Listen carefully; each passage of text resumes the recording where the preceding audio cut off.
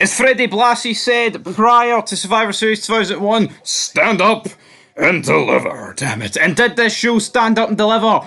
No, I think for the first third it was alright, and then we're like, let's see what we get in the final rundown of this show. But the three big matches towards the end didn't deliver. They all lacked a bit of something, and they also lacked probably, well, I say they lacked the wrong person winning. I think only one of them only lacked the wrong person winning, but it was massive. Alright, folks, but we have to begin at the start. Well, the show was alright, but even this match, I question it when I had talked about it earlier. Why are the Wolf Dogs going 15 minutes with XM and Nathan Fraser for the tag titles?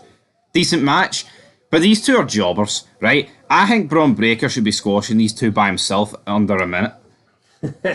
Well, I see where you're coming from, but I thought it was a good match, you know. Nathan Fraser, Axiom, they did well, you know. They put up a fight, but the underdogs in the end lost. The Wolf Dogs probably shouldn't be the champions, but I just don't think Axiom and Nathan Fraser were the right people to beat them, so... I thought the match was good though. I'm not going to take anything away from it. It was a good match. No, it was a good match. Wolf Dogs retain, but what does the future hold for Braun Breaker? Because, running about NXT, defeating these two jobbers isn't going to do it long term for me. Anyway, second match of the evening with Obafemi taking on Dijak and Josh Briggs, where he retained his NXT North American Championship. Again, another good match, but I think the wrong person won this. I know! It should have been Dijak, the guy that's name's in full capital letters, the guy that ain't a charisma vacuum like Obafemi and ain't just a redneck retard for Alabama like Josh Briggs. I don't know if it's Alabama, I don't care where it's from. He can go with the Alabama hammer. He wasn't very good, Josh Briggs, but he didn't stick out like a sore thumb in this match as he has on previous occasions. But Dijak stuck out like a thumb in its prime. He was good. Yeah, because Josh Briggs was in that last match, wasn't he? The 5-person match, you know. Aye. It's like the championship scramble kind of one. And they are pushing him. I don't think he even got a pinfall in that, did he? No.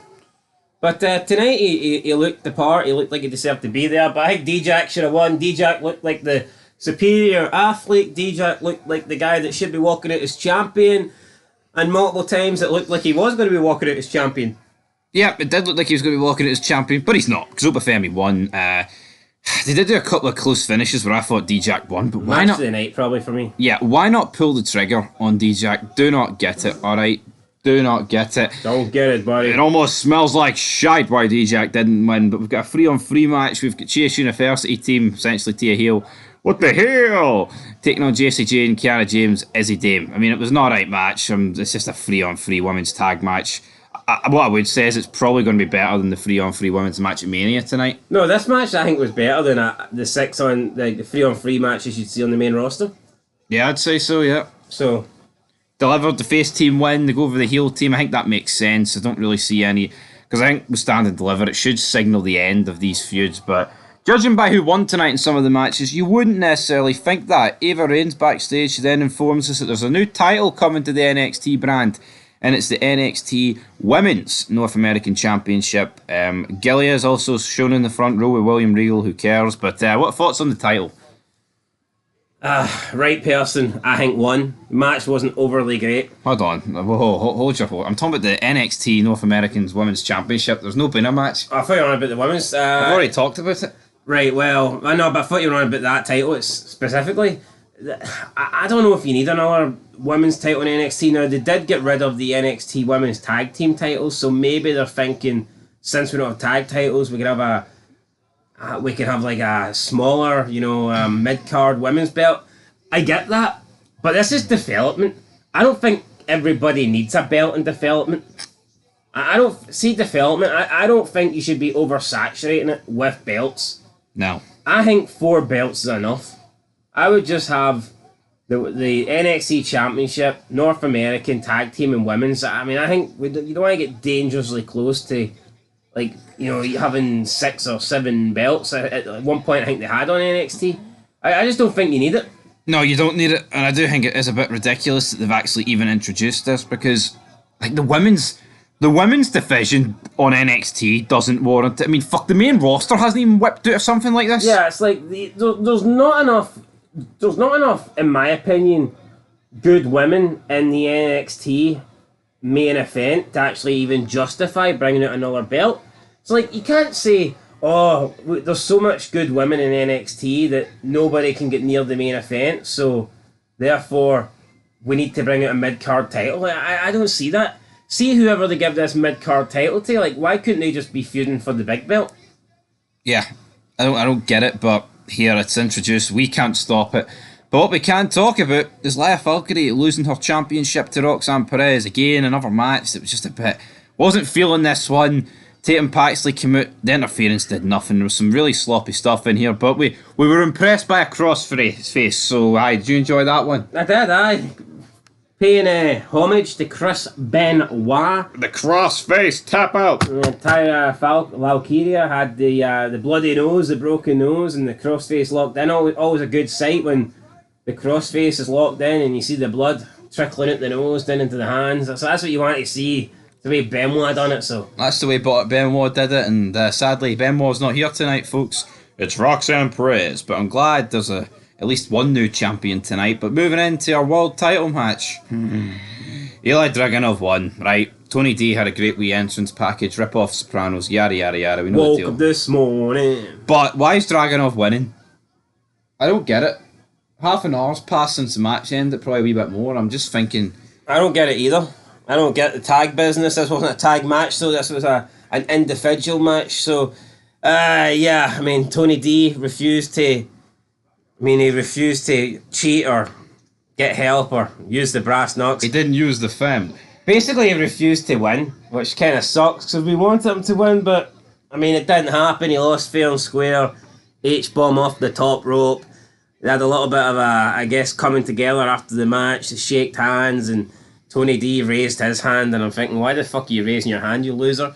So, I don't know, will the family be unhappy with Tony D? It looks like Stax wanted to get involved. Tony D told him to step down.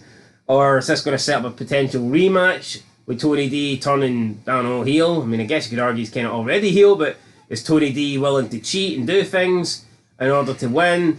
I personally don't get this. I mean, he's ripping off the Sopranos. He's ripping off mob bosses. These are people that kill people. Yet Tony D's refusing to use underhanded tactics to win a match. Like, did Tony D not kill 2 times? Remember he threw him off the bridge? He did. I mean, they've talked about whacking people before. There was blood though dripping from Eli Dragunov's mouth. He did win. We're going to phone in. I know, but we're going to phone in a Dexter character list in here. I thought we were going to fire in. I know, but come on. I mean, he talks about like knocking people off, eliminating people and stuff like that. But then he won't use underhanded tactics to win a title. That didn't make any sense to me. Like I said, maybe it's going to set up a rematch or something along those lines. But this is the big pay-per-view, man. Pull the trigger. Okay. Then we got Metaphor coming out. Oh, attendance record. What is the gimmick with this? I need to know. It's either fucking Triple H, The Rock, or these people, or what is the gimmick though with coming out and saying we've set an attendance record? If they want to do that, the commentator can just say it and the graphic can pop up on the screen. That's the way it was done back in the day, and that was like, this is pathetic, man. Like, you know what, fair play to them, they've done it, but what are we doing? Then it was main event time, Carmelo Hayes against Trick Williams. I mean, as basic as a match could come. Main event. It didn't need interference for me, but it needed something a bit more than this.